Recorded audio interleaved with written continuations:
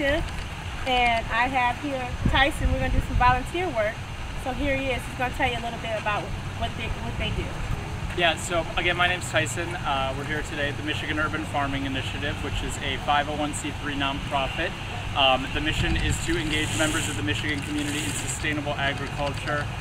The idea is to use agriculture as a platform to promote community sustainability and education.